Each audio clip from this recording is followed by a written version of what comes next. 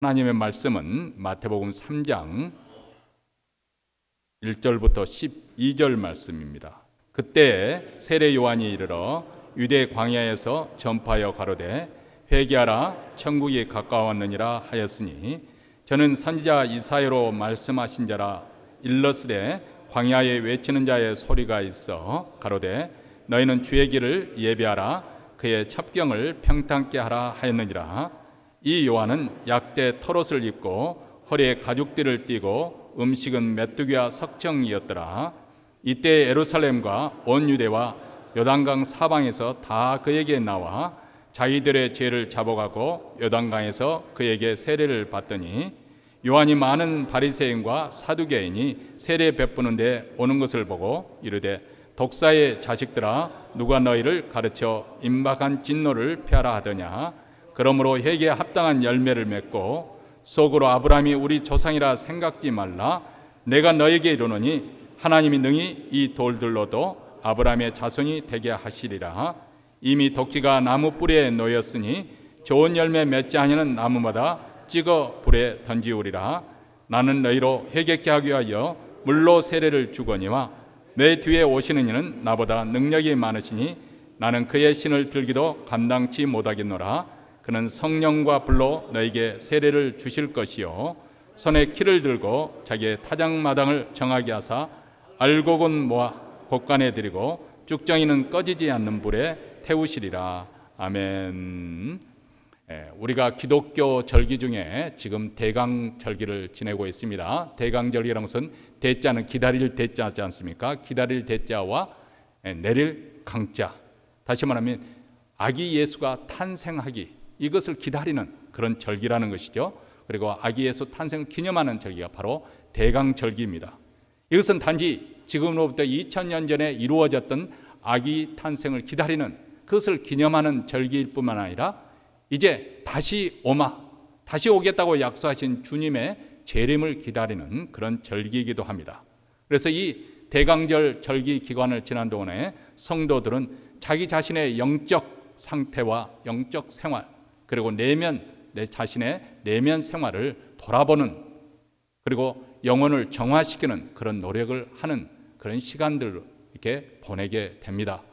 우리가 순환절이나 고난절을 할 때 우리가 하나님 앞에 자기 자신을 돌아보고 참여하는 시간을 갖는 것처럼 이 대강절도 그렇습니다. 그래서 우리 마음속에 주님의 오심을 진정으로 환영하기 위해서, 그래서 죄를 회개하고 제사함 받아 마음을 깨끗이 준비하는 절기가 바로 대강절 이 기간입니다.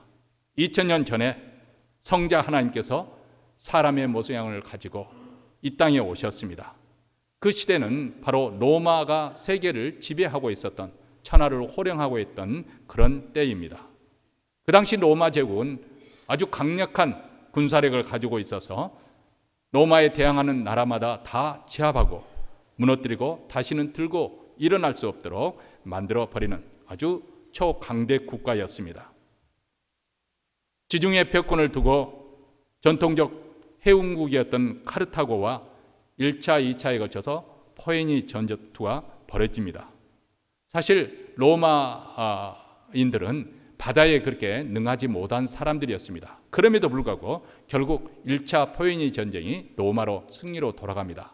그리고 시간이 지난 후에 제2차 포에니 전쟁이 벌어지는데 이때 떠오른 그 영웅이죠. 유인전에 등장하는 카르타고 명장 한니발이라는 사람이 등장을 하게 됩니다.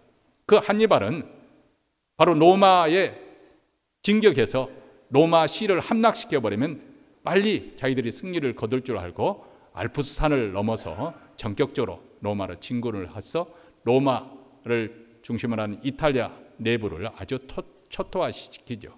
처음에는 로마 군대가 대항해 싸웠다가 도무지 한니발이 지휘하는 이 군대를 이길 수가 없어서 그 다음에는 이제 전술을 바꿔서 이제 수비하는, 방어하는, 그래서 지구전을 펼치죠. 그리고 결국은 카르타고가 결국 로마 제국에서 이제 밀리고 카르타고 수도마저도 멸망을 당합니다. 그래서 수도는 불타게 되고 그 땅에 소금이 뿌려집니다. 소금을 뿌린다는 그 땅을 농사를 지을 수 없도록 사람이 살 수 없는 땅으로 만들어 버린다는 것이죠. 그리고 살아남은 자는 다 노예로 끌려갔습니다. 이렇게 해서 세계 역사에서 카르타고는 사라지고 말았습니다. 그리고 이 전쟁을 통해서 로마는 말 그대로 지중해를 제패하는 그런 강국으로 부상을 하게 되고 지중해를 중심하는 모든 나라와 민족을 무릎 꿇게 했지요. 지금까지 출현한 모든 왕국이나 제국 중에서 이 로마 제국처럼 그렇게 강력한 나라는 없었습니다. 이렇게 막강한 군사력을 통해서 전쟁이 그치게 하고, 그래서 이 상태를 가리켜서 팍스 로마나라고 합니다. 로마의 평화. 이 로마의 평화는 로마 군대의 군사 힘에 의해서 이루어진 그런 평화입니다. 그렇지만은 팍스 로마나는 왔지만은 진정한 평화는 오지 않았습니다. 왜냐하면 로마 제국 그 나라 역시도 제약이 가득하고 불의하고 부패한 국가였기 때문입니다. 당연히 제국 아래 사는 수많은 사람들은 그 로마 제국 압제로 인해서 많은 고통과 그리고 신음을 해야 했습니다. 그 당시 팔레스타인에 사는 민중들도 삶은 마찬가지였습니다. 극도의 가난과 억압의 고통 속에서 살아가던 그들에게는 이 땅에서 소망이 없었습니다. 어서 속히 그들이 소망하는 말은 메시아가 오셔서 하나님 나라가 어서 속히 이 땅에 임하기를 학수고대했던 것이죠. 그들이 꿈꾸는 하나님의 나라는 어떤 나라냐? 바로 메시아가 와서 로마 군대를 무너뜨리고 그들을 쫓아내고, 그래서 독립된 국가로서 부강한 나라를 누리면서 그렇게 행복하게 사는 것, 이것이 그들이 꿈꾸고 있던 하나님의 나라였습니다. 그런데 하나님의 아들이신 예수님께서 이 땅에 하나님 나라, 이 천국 복음을 전파하시고 하나님 나라에 그들을 초대했을 때 참 놀랍게도 유대인들은 그분을 거부했습니다. 그래서 요한복음 1장 10절과 11절에 이렇게 말씀합니다. 그가 세상에 계셨으며 세상은 그로 말미암아 지은 바 되었으니, 한마디로 예수 그리스도 그분이 누구시냐? 성자 하나님이시고 성자 하나님으로서 태초에 이 세상 만물을 하나님이 창조하실 때 함께 하셨다는 것이죠. 창조주 하나님 그분이시라는 것입니다. 그럼에도 불구하고 세상이 그분을 알아보지 못했다. 자기 땅에 오매 자기 백성이 영접지 아니하였다. 이렇게 기록을 하고 있습니다. 참 이상하고 놀랍지 않습니까? 왜 그들은 메시아를 그렇게 학수고대했음에도 불구하고 메시아이신 예수 그리스도가 왔을 때 그분을 거부하였을까요? 왜 메시아를 핍박하고 십자가에 못 박아 죽였을까요?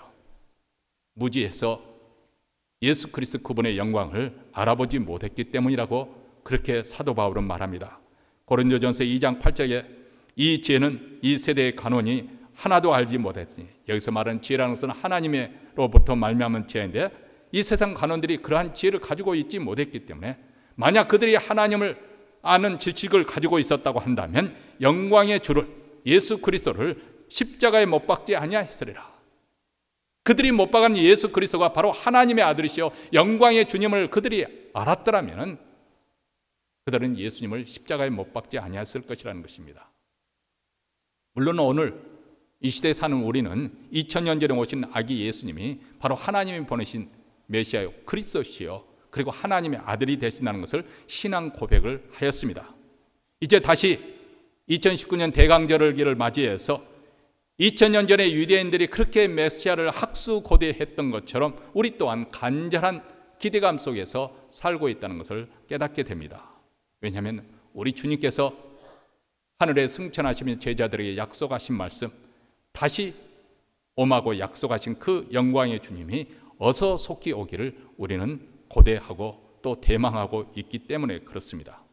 그 약속을 믿고 대망하는 공동체가 바로 교회입니다. 교회는 그렇다면 이 예수 그리스도께서 다시 오신다고 약속하셨는데 어떻게 준비해야 되는 것일까요? 성탄 절기를 우리가 앞두고 우리 자신은 어떤 마음으로 이 예수 그리스도를 영접해야 되는 것일까요?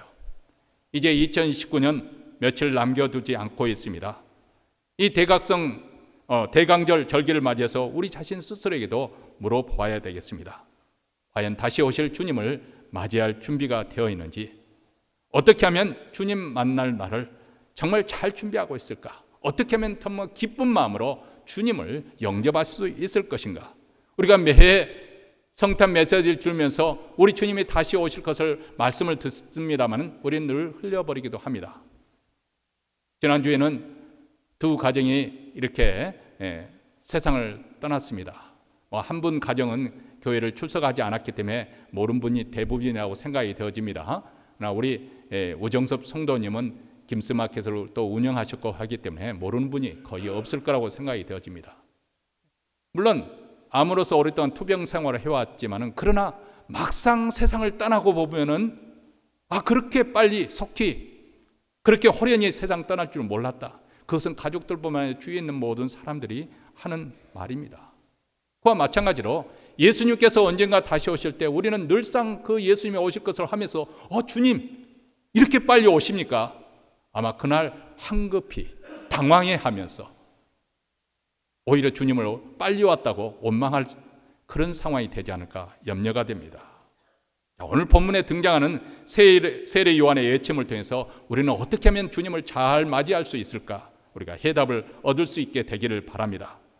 메시아 탄생을 고대하는 이 계절에 어느 날 호련히 광야에 등장한 세례 요한의 외침말을 기억해 보시기 바랍니다. 세례 요한의 메시지는 무엇입니까? 너희 독사의 자식들아, 누가 너희를 다가오는 분노의 진노의 날로부터 피하라고 하더냐? 그러므로 너희들이 회개한 합당한 열매를 맺으라. 자, 성탄 절기에 이런 말을 듣는다면 기분이 대단히 나쁠 것입니다. 그렇죠? 이 독사의 자식들아, 이런 성탄 인사가 어디 있겠습니까? 사실 세례 요한은 말 구유가 등장하고 목자가 등장하고 밤하늘 별들이 등장하고 또 천군 천사들의 합창하는 소리가 나오는 이런 배경에서 또 동방박사에서 경배드리는 이 성탄절 분위기와는 전혀 어울리지 않는 인물인 것 같습니다. 왜냐하면 오늘 본문에도 보면 그는 낙타 털옷을 옷을 입었고 가죽 벨트를 하였고 그리고 또 석청을 먹으면서 또 메뚜기를 먹으면서 광야에서 살았다. 아마 모르긴 몰라도 그는 아마 더 덥수룩한 수염을 길렀을 것이고 그리고 두 눈은 아마 쏟아져 나오는 그 형형한 그런 강렬한 눈빛 그리고 무섭게 준엄하게 책망하는 강렬한 설교. 우리가 선뜻 가까이 하기에는 너무 먼 당신이겠죠. 그렇죠? 그런데 세례 요한이 성탄 분위기에 전혀 어울리지 않는다고 생각하는 건 바로 우리 생각이지. 오늘 말씀을 전해준 이 마태복 기자가 생각할 때는 성탄절기에 딱 맞는 인물이라는 것입니다.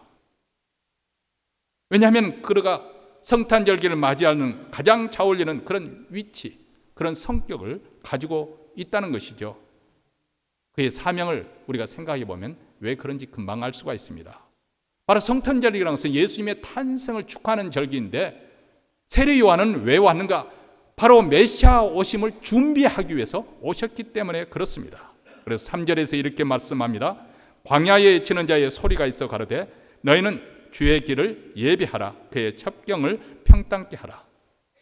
우리 주님이 오는 그 길을 높은 곳은 낮아지게 하고 낮은 곳은 북돋아서 길을 평탄케 하라. 좀 비뚤어진 길을 곧장 펴게 하라. 이 길을 예비하기 위해서 세례 요한이 왔다는 것입니다. 그래서 그가 하는 일성이 첫 일성이 2절 말씀에 회개하라 천국이 가까웠느니라 이렇게 말씀을 하고 있습니다. 천국이 가까웠다는 이 감격적인 메시지, 우리가 생각하는 천국이 가까웠으니까 얼마나 기쁘겠습니까? 얼마나 흥분되겠습니까? 마음이 설레겠지요. 특히나 지금으로부터 2000여 년 그렇게 로마 장국 아래서 학정을 받고 있던 그 유태인들이 그리스도가 온다니까, 천국이 임한다고 하니까 얼마나 기쁘겠습니까? 말 그대로 즐거이 나가서 꽹과리를 치면서 축보를 쏘아대면서 축하하고 싶습니다. 그런데 놀랍게도 세례 요한은 천국이 가까웠으니 회개하라고 그렇게 선포를 합니다. 이 회개라는 헬라어 언어는 메타노에오라는 뜻입니다. 생각을 바꾼다, 마음을 바꾼다는 거기에서 어원이 들어 있습니다. 그래서 회개하라는 이 말씀은 바로 우리 자신이 죄인 된 것을 깨닫고 외통하며 하나님께 마음을 돌이키라는 것입니다. 여러분 구약 성경에 보면 선지자들이 회개의 메시지를 선포했을 때 사람들이 어떤 반응을 보입니까? 자기 몸에 죄를 뿌리고 옷을 찢고 눈물을 흘리며 가슴을 쳤습니다. 한마디로 자기의 죄성에 대해서, 자기가 행한 그 죄에 대해서 통렬하게 아픔을 느낀다는 그 표현으로 표현하고 하나님에서 겸손의 표현으로 재를 뿌리고 옷을 찢고 그리고 가슴을 쳤습니다. 하나님 말씀대로 살지 못하며 애통하면서 그리고 결단하며 돌이키는 것이죠. 이렇게 회개는 불꽃 같은 눈으로 보고 계시는 하나님 앞에 행하는 것입니다. 나의 속 마음까지 환히 더럽다 보시는 하나님 앞에 나의 진정성을 가지고 고백하는 것이죠. 주머니 속에 송곳이를 감춰도 감추려고 해도 감출 수 없는 것처럼 결국 죄는 드러나게 되어 있고 드러나게 될 때 수치와 패망이 따르게 됩니다. 사람들은 다른 사람들의 눈만 피하면 된다고 생각을 하지요. 다윗도 그렇게 생각했던 사람이었습니다. 우리아의 아내 밧세바를 범하고 그는 조용히 넘어가려고 했었죠. 심지어는 밧세바의 남편 우리아마저도 전쟁터에 내보면서 그 사지에 집어넣어서 그를 죽게 합니다. 그래서 완전 범죄가 이루어졌습니다. 사실 아무도 모르는 것이 아니었는데 본인 자신만 완전 범죄로 모든 것이 다 은폐됐다고 생각한 것이죠. 그래서 이미 아기를 잉태한 그 밧세바를 후처로 이렇게 받아들였기 때문에 문제가 될 것이 없다고 생각했습니다. 사실 그 당시 세상 여왕들이 그 정도 권력을 남용하는 것 정도 그냥 넘어갈 수 있습니다. 감히 왕에게 누가 뭐라고 말하겠습니까? 그런데 문제는 하나님이 그냥 넘어가 주시지 않았다는 것입니다. 아니 무엇보다 자기 양심이 그랬습니다. 다윗의 마음이 편치 몸에서 밤에 잠을 이룰 수가 없었던 것이죠. 그래서 시편 32편 3절에 이렇게 고백합니다. 내가 입을 열지 아니할 때 종일 신음함으로 내 뼈가 쇠하였나이다. 죄를 토하지 아니했을 때, 은폐하고자 했을 때는 너무 고통스러워 뼈가 쇠하였다. 우리가 몸에 살이 빠진다는 그런 고민하면 그게 살이 빠진지만은 뼈가 쇠하였다는 거예요. 뼈가. 시편 35편 5절에도 내 상처가서 악취가 나오더라. 몸은 화려한 왕궁소에서 상하궁에 그렇게 몸을 누웠지만은 영혼은 죄로 인해서 썩어가고 있었다는 거예요. 악취가 진동하였다. 이것이 바로 지옥입니다. 죄의 화살이 나를 찌르고 죄의 손이 나를 심히 누르고 내 심장이 뛰고 기력이 쇠하고 눈이 침침해졌다. 여러분, 죄를 해결하지 않을 때 우리 마음에는 결코 평안이 없습니다. 그 마음이 바로 지옥입니다. 이런 고통 가운데 있었던 다윗에게 어느 날 선지자 나단이 찾아옵니다. 그러면서 직설적으로 왕이여 회개하십시오. 왕이 어찌하여 하나님의 말씀을 업수히 여기고 여호와의 보시기에 악을 행하였나이까? 당신은 은밀히 죄를 범하였지만 하나님께서는 그 죄값을 백주에 그렇게 치르게 하실 것입니다. 이렇게 놀라운 준엄한 책망을 들으니까 다윗은 아무 변명도 하지 아니하고 그 자리에 주저앉아서 딱 한마디를 했죠. I have sinned against the Lord. 내가 여호와께 죄를 범하였노라. 여기에 다윗과 사울왕의 차이점이 있습니다. 우리가 다윗을 지금도 그 사람 믿음의 사람으로 하나님의 마음에 합한 사람으로 존경하는 중요한 이유가 여기 있습니다. 사울도 죄를 범하고 그래서 선지자 사무엘에게 책망을 드렸지만 그는 회개하지 않았습니다. 계속해서 변명을 늘어놓습니다. 백성들이 막 흩어지니까 어쩔 수 없이 내가 내 손으로 제사를 지낼 수밖에 없었습니다. 이렇게 변명을 하지요. 모든 짐승을 다 가차없이 진멸하라니까 살진 송아지들 그대로 남겨두고 내가 여호와께 제사를 지내기 위해서 이렇게 남겨두었습니다. 이렇게 변명을 합니다. 그러면서 선지자 사무엘에게 매달리기를 제발 사람들 앞에서 왕의 채통 좀 살려주십시오. 이렇게 요구를 합니다. 사울은 회개하지 않은 것입니다. 그래서 사울에게는 천국이 임한 것이 아니고 저주가 임해서 그의 생은 마지막 비참하게 끝맺음을 하고 맙니다. 반면에 다윗 왕은 하나님 앞에 진정으로 회개했습니다. 왕의 채통을 아랑곳하지 않고 눈물로 침상을 적시며 회개했다고 했고 금식하며 회개했습니다. 그리고 하나님께서는 그때 나단 선지자를 보내서 제3의 은총을 베풀어 주십니다. 여호와께서도 당신의 죄를 사하셨으니 당신이 죽지 아니할 것입니다. 겸손하게 자신의 죄성을 인정하고 죄인됨을 회개하였을 때 그는 죄의식의 고통에서 이로부터 해방을 얻을 수가 있게 된 것이죠. 뼈가 쇠하는 그런 고통으로부터 해방되었습니다. 그래서 그는 이 죄사함의 은총을 받고서 다음같이 노래합니다. 허물의 사함을 받고 자신의 죄가 가려진 자는 복이 있도다. 여호와께 정죄를 당하지 않는 자는 복이 있도다. 내가 이르기를 내 허물을 여호와께 자복하리라 하고 주께 내 죄를 아뢰고 내 죄악을 숨기지 아니하더니 곧 주께서 내 죄악을 사하셨나이다. 여러분, 우리 마음에 천국의 맛을 누리지 못하는 것, 맛을 보지 못하는 이유는 죄 때문에 그렇습니다. 우리가 천국의 감격과 기쁨을 맛보기 위해서는 무엇보다도 우리는 하나님 앞에 진실의 죄를 토하고 회개해야 됩니다. 경찰서에 오래 근무한 사람들의 그 말에 의하면은 오랫동안 도피 생활을 했던 그 범죄자들이 있지 않습니까? 근데 막상 잡히면 그들은 굉장히 이렇게 표정이 아주 안돈이 되어지고 그리고 그날 밤 편히 잔다고 합니다. 차라리 잘 뗐네요. 이제 마음이 후련하네요. 이렇게 말한다는 거예요. 그러니까 그들이 이제 그것보다 공소 기일만 지나면은 뭐 살인죄를 해도 뭐 10년인가 20년인가 그 기일만 지나면은 법으로 처벌할 수가 없는 거거든요. 왜냐하면 그만큼 이제 숨어 다니면서 고통을 당했다 해서 그 정도면 이제 죄를 벌하지 않겠다 해서 그게 법정 기한이 있기 때문에 숨어 다니는데 어떤 사람은 그 하루만 넘기면은 이제 더 이상 죄 책임을 묻지 않음에도 불구하고 자발적으로 경찰서에 나오는 사람들이 있어요. 그만큼 양심의 가책이라는 것이 힘든 거예요. 죄책감이 무거운 거예요. 사실 비수처럼 우리 양심이 찌르면은 사람이 견딜 수가 없습니다. 마음의 평안이 사라지는 것이죠. 여러분, 오늘 말씀에 보면 세례 요한의 회개 메시지를 할 때 사람들이 어떤 반응을 보였는가? 오늘 말씀 5절과 6절에서 예루살렘과 온 유대와 요단강 사방에 스스로 나와 회개하고 세례를 받는 그런 일이 벌어지고 있지 않습니까? 이것은 무엇을 의미하냐면 사람들 마음 깊은 곳에서는 제사함의 은총이 필요하다는 거예요.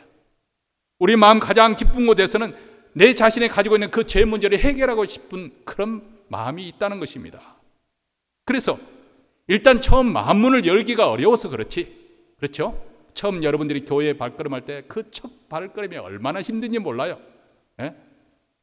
사람이 그렇게 고집스러울 수가 없습니다. 이렇게 설득하고 저렇게 설득해도 이렇게 교회에 나오는 것이 무슨 뭐 자기를 잡아먹는 것도 아닌데, 예? 우리 교회는 얼마나 좋습니까? 예배 끝나고 나면 또 국밥으로 대접해주고 또 성도들 얼마나 또 환영을 합니까? 그런데도 안 나오려고 하는 거예요. 버티는 거예요. 근데 일단 교회 나오면 그렇게 다 좋잖아요. 회개도 마찬가지예요. 마음문을 열고 하나님의 대를 토로하기 시작하면 그 다음부터는 눈물이 나오고 콧물이 쏟아지고 그 다음 마음이 깨끗해지고 난 다음에 찾아오는 그 평안, 기쁨 말할 수 없는 것이거든요. 이 겸손한 심령, 여기에 천국이 임하는 것이죠. 제사함의 기쁨과 감격이 샘솟듯 솟구쳐 올라오는 것이고 평강이 강물처럼 흐르는 것입니다. 세상이 새로워집니다. 우리가 죄를 짓게 되면 세상 많은 사람들이 나를 대적하는 것처럼 그렇게 느껴집니다. 그래서 범죄자들이 사람 눈을 똑바로 보지를 못하는 거예요. 형사들이 어떻게 찾느냐, 그 말을 하니까 제가 예전 첫 번째 중국에 선교 갔을 때 그것이 기억이 생생해요. 그 당시만 해도 중국이 막 문 연 지 얼마 안 돼, 좀 공산주의 그 냄새가 굉장히 강한, 지금은 뭐 자본주의 국가로 이렇게 많은 시장 경제가 변화했기 때문에 달라졌지만은 그 당시만 해도 분위기가 아주 뭐라 할까요? 그래서 가는 길에도 조금 좀 긴장감이 있었던 거예요. 근데 거기에서 딱 내려서 심양 공항에 딱 내려서 가는데 이제 통로가 이렇게 해서 꺾이지 않습니까? 근데 이 꺾이는 그 지점에 어느 여자 한 분이 딱 이러고 내려오는 사람들을 마주보고 있는 거예요. 와, 딱 보니까 형사의 눈인, 직감적으로. 그러니까 아마 이 출입국 관리에 해당되는 그런 공안원이나 되지 않았을까 싶어요. 얼마나 눈초리가 매서운지 모르겠어요. 그 눈초리 딱 보면 벌써 뭐 어떤 여건이 잘못됐거나 어떤 좀 범죄 사실이 있으면 스스로 쫄아가지고 아마 저절로 눈을 돌릴 것 같아요. 저도 그랬으니까 움찔을 하더라고요. 그 눈빛을 보니까. 여러분, 죄를 짓게 되면 세상이 나를 대적하는 것처럼 느껴집니다. 그러나 제사함의 은총이 흘러넘치게 되면 온 세상이 나를 환영하는 것 같아요. 나를 응원하는 것 같아요. 나를 기뻐하는 것 같아요. 그래서 우리가 시편을 읽어보면 산천이 춤을 춘다. 예? 양같이 깡충깡충 뛰는 것으로 표현했고요. 바다가 춤을 추면 노래를 부른다. 이것은 물론 시이기 때문에 그런 표현이 가능하지만 실질적으로 은혜를 체험한 사람의 심정을 그렇게 표현하는 거예요. 예? 길을 가더라도 어제의 그 길이 아니에요. 가로수에 있는 나무들이 막 손을 흔들면서 환영하는 새로운 새 땅. 그래서 회개가 축복입니다. 우리가 죄를 토해낼 수 있는 것은 하나님의 은혜예요. 그것처럼 더 큰 복이 어디 있습니까? 회개하는 자에게 주어지는 축복, 그것이 바로 천국이 임한다는 것입니다. 우리 모두에게 천국이 임하는 그런 축복이 있기를 바랍니다. 오늘 말씀 8절과 9절 말씀 우리 다 같이 한 목소리로 읽겠습니다. 그러므로 회개에 합당한 열매를 맺고 속으로 아브라함이 우리 조상이라고 생각지 말라. 내가 너에게 이르노니 하나님이 능히 이 돌들로도 아브라함의 자손이 되게 하시리라. 여기 보면 세례 요한이 단순히 죄를 고백하는데 회개하는데 그쳐서는 아니 되고 회개에 합당한 열매를 맺어야 한다고 그렇게 말씀을 하고 있습니다. 우리 하나님은 나무, 무화과 나무가 무성하고도 무화과 나무가 무성하게 잘 자란다 이렇게 칭찬하는 것이 아니라 무화과 나무 심는 농부의 목적이 뭐겠어요? 무화과 열매를 걷고자 하는 거죠. 포도나무를 심으면 포도 열매를 잘 맺어야 포도나무가 칭찬을 받는 거죠. 사과나무를 심을 땐 당연히 사과 열매를 맺어야 하는 것이죠. 우리 주님은 그것을 바라신다는 거예요. 그래서 12절 말씀입니다. 손에 키를 들고 자기 타작마당을 정하게 하사 알곡은 곡간에 들고 쭉정이는 꺼지지 않는 불에 태우시리라 이렇게 말합니다. 여러분 때가 되면은 하나님께서 우리를 마치 이렇게 키 위에 올려놓고 퀴즈를 하는 그런 때가 있을 것입니다. 인생을 살아가다 보면 때로는 우리가 고난을 통과해야 될 때가 있고 또 어려운 시련을 통해서 그렇게 시험을 받을 때가 있습니다.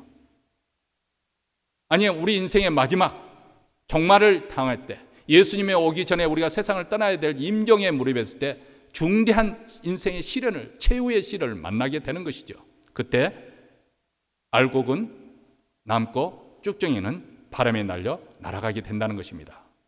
겉으로 보기에는 알곡과 쭉정의 차이가 없어 보이지만은 겉무에는 다 신실한 신자인 것처럼 그렇게 보이지만은 결정적인 순간에 퀴즈를 해보면은 그 내용이 드러납니다.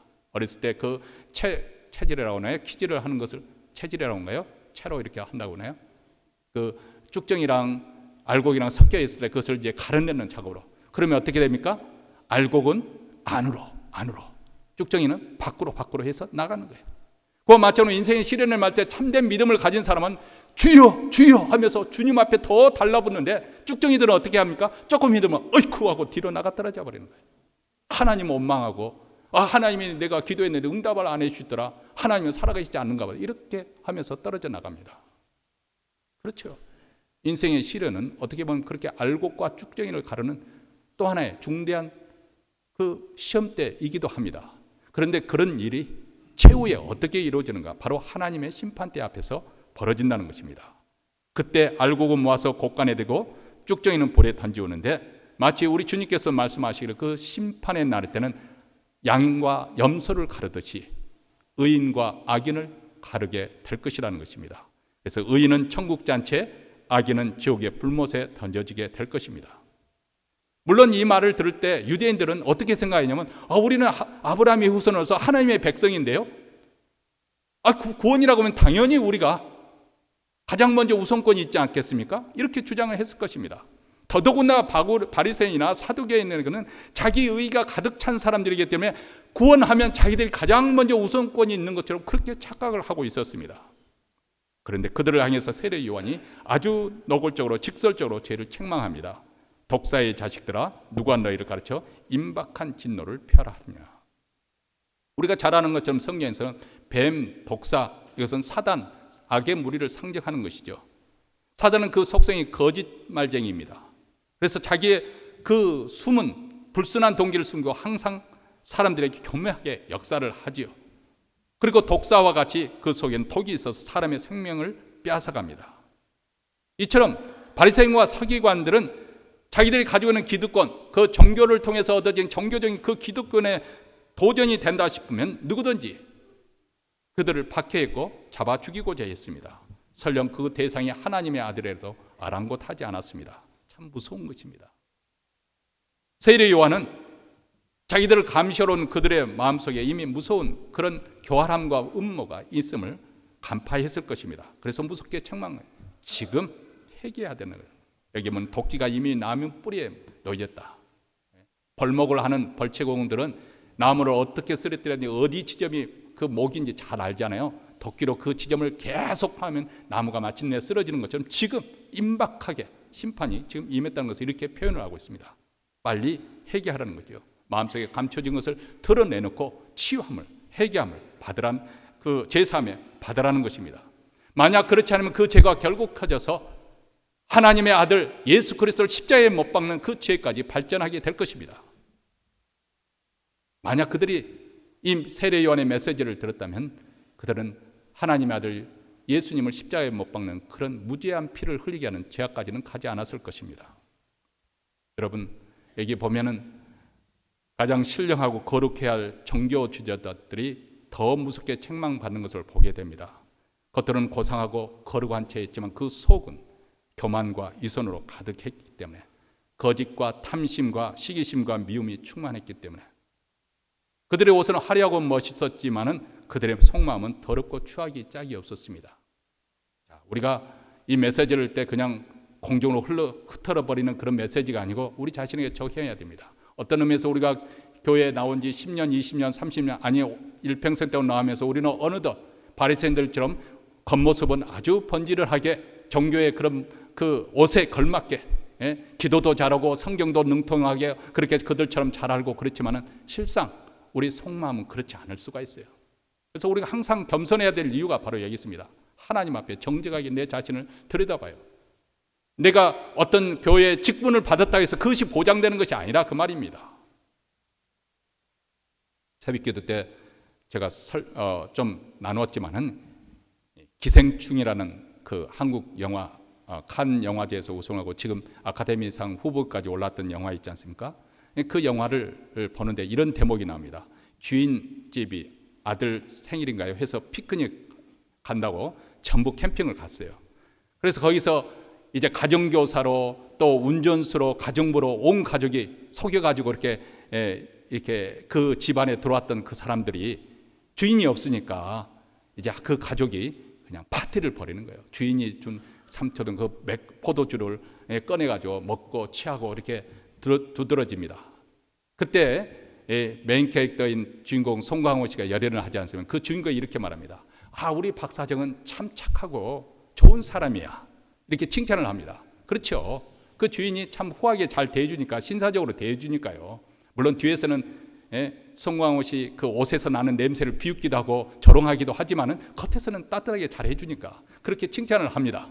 얼마나 좋냐는 거예요. 우리 온 가족이 여기에 물론 그 거짓이기는 하지만 어쨌든 취직을 했으니까 얼마나 좋냐 그런 식으로 합니다. 그러니까 옆에서 너부러져 있던 그 와이프가 하는 말이 제가 말하고자 하는 포인트입니다. 그 와이프가 뭐라고 말하냐면, 나도 부자면 더 착한 사람이 될 수 있을 텐데, 나도 부자면 더 너그럽게 선하게 착하게 살 수 있을 텐데. 여러분, 우리가 하나님 앞에 신앙생활을 잘하게 된 것 하나님께 감사하시기 바랍니다. 그만큼 죄를 적게 된 것 하나님의 은혜예요. 바리새인들처럼 서기관들처럼 사회에 어느 정도 그래도 재산이 있는 사람들은 손에 물 묻히지 않고 살면서 얼마든지 고고하게 신앙생활을 잘할 수가 있습니다. 그러나 오늘 이 주일임에도 불구하고 일을 해야 될 사람들이 있어요. 일을 하지 않으면 먹고 살기 어려운 사람들이 있습니다.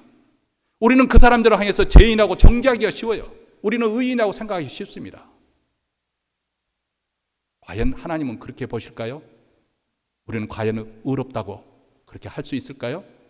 혹시라도 내가 남들보다 더 여유가 있으니까 내가 이만큼 주일 예배도 드릴 수 있는 것이고 죄를 적게 드릴 수 있는 것이고, 혹시 그런 것은 아닐까요? 아마 세례 요한의 메시지를 들었을 때 그 당시 메시지를 들었던 유대인들도 그랬던 것 같아요. 그렇다면 우리가 어떻게 회개에 합당한 열매를 맺어야 할까요? 아주 진지해졌습니다. 그래서 누가복음 3장에 보면은 그들이 이렇게 묻습니다. 그러면 우리가 무엇을 하리까? 사람들이 묻습니다. 그때 세례 요한이 말합니다. 옷 두 벌 있는 자는 옷 없는 자에게 나눠줄 것이요 먹을 것이 있는 자도 그렇게 할 것이니라. 그리고 그 당시 많은 사람들로부터 욕을 먹고 있던 그 악덕한 세리들도 묻습니다. 선생님, 우리가 무엇을 하리까? 법에 정해진 만큼 정직하게 세금을 거두라. 또 군병들도 말합니다. 우리가 무엇을 하리까? 세례 요한이 답변합니다. 사람들에게 거짓으로 압박해서 돈을 강탈하지 말라. 받은 월급으로 초과한 줄 알라. 이것은 우리에게 무엇을 도전을 하고 있냐면, 해결하고 하는 것은 어느 날 잡아놓고 거창하게 한바탕 빚잔치를 하는 것처럼 치르는 것이 아니라 지금 내가 해야 될 일들, 지금 할 수 있는 것부터, 작은 것부터 시작하라는 것이에요. 현재 내가 잘못된 것부터 바로 잡으라. 그것이 바로 회개의 역사라는 거예요. 여러분, 우리 자신도 다 한두 가지 고쳐야 될 것 알고 있습니다. 저도 알고 있고 여러분도 다 알고 있어요. 그러면서도 이런 이유 저런 구실을 붙여가면서 계속 뒤로 미루기만 합니다.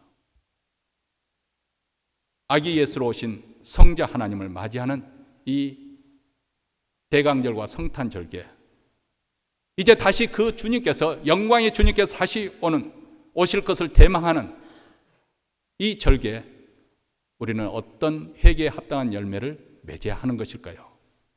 천국 시민답게 우리가 어떻게 마음을 돌이켜서 하나님 앞에 정직한 영으로 기도할 수 있는 것일까요? 예수 그리스도를 주로 믿고 그분의 다스림과 통치 아래 살면은 회개에 합당한 열매를 맺으며 살게 되어 있습니다. 왜냐하면 하나님의 말씀을 듣고 그 그리스도의 말씀에 따라 살게 될 때 이미 이 땅에서부터 우리에게는 하나님 나라가 임했기 때문에 그렇습니다. 천국을 누리고 있는 것이죠. 로마서 14장 17절에 보면 하나님의 나라는 먹는 것과 마시는 것이 아니요 오직 성령 안에서 의와 평강과 희락이라, 이렇게 말합니다.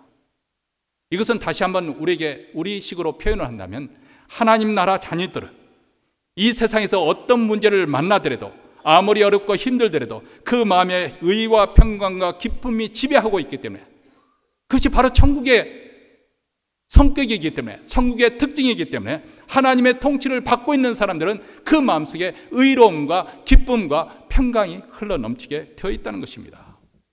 그들은 하나님의 말씀에 순종하며 삽니다. 이 말은 무슨 말이냐면 세상 기준에 따라가지 않는다, 그 말입니다. 그들은 하나님의 법에 진실하게, 정직하게, 의롭게, 거룩하게 살아가게 됩니다. 보이지 않는 하나님 나라의 질서에 따라 순종하며 살아가는 것이죠.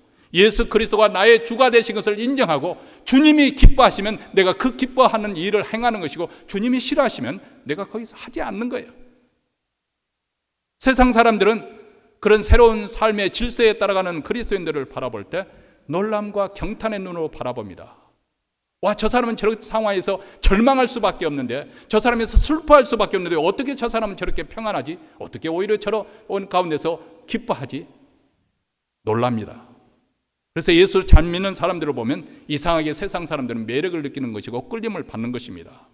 심지어는 그리스도인들을 핍박하면서도 내심 그들은 두려워하고 그들을 부러워하게 되는 것입니다. 이것이 바로 하나님 나라 질서에 따라 사는 사람들이요, 예수 그리스도를 사는 사람들의 진정한 모습이라고 생각합니다.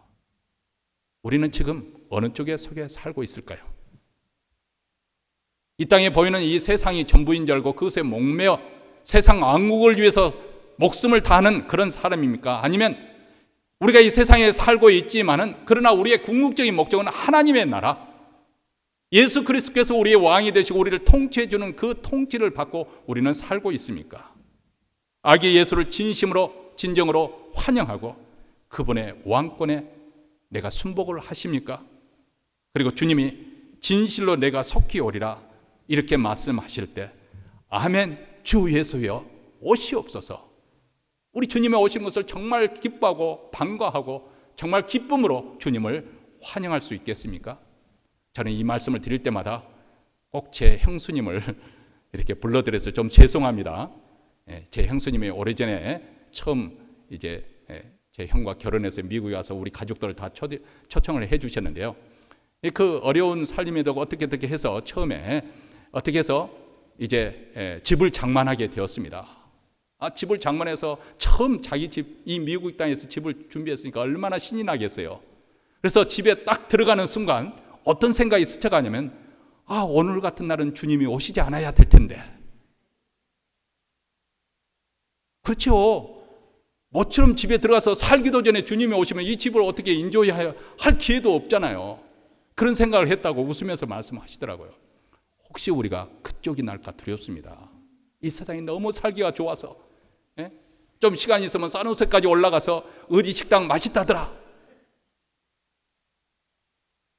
어디 옷을 가서 옷 사는 그 재미에, 세상 사는 재미에 우리가 정신 팔린 나머지 주님이 오실 것을 혹시 준비하지 않다가 허둥지둥 주님을 황급한 가운데 맞이할까 두렵습니다.